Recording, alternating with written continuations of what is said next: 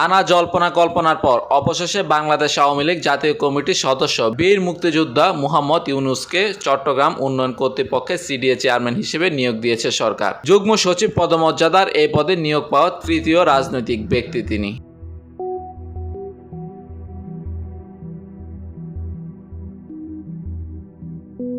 এদিকে মোহাম্মদ ইউনূসকে সিডিএর নতুন চেয়ারম্যান নিয়োগের বিষয়ে জনপ্রশাসন মন্ত্রণালয়ের চুক্তি ও বৈদেশিক নিয়োগ শাখা হতে প্রজ্ঞাপন প্রকাশ করা হয়েছে। মন্ত্রণালয়ের উপসচিব ভাস্কর দেবনাথ স্বাক্ষরিত প্রজ্ঞাপনে বলা হয়, চট্টগ্রাম উন্নয়ন কর্তৃপক্ষ আইন 2018 এর ধারা 7 অনুযায়ী মোহাম্মদ ইউনূসকে অন্যান্য প্রতিষ্ঠান ও সংগঠনের সঙ্গে কর্মসম্পর্ক পরিত্যাগের সত্ত্বে যোগদানের তারিখ হতে পরবর্তী 3 বছর মেয়াদে চট্টগ্রাম উন্নয়ন কর্তৃপক্ষের চেয়ারম্যান পদে নিয়োগ প্রদান করা হলো। রাষ্ট্রপতির আদেশক্রমে জনস্বার্থে এই আদেশ জারি করা হলো।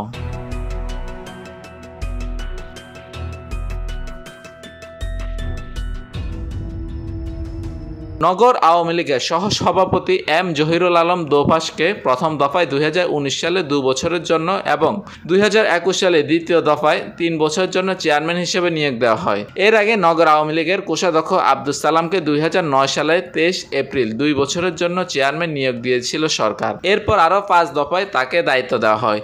মোট 6 দফায় সব মিলিয়ে 10 বছর চেয়ারম্যানের দায়িত্ব পালন করেন তিনি। শেষ দ্বাদশ জাতীয় সংসদ নির্বাচনে স্বতন্ত্র প্রার্থী হয়ে নির্বাচনে জয়ী হয়েছেন আব্দুস সালাম।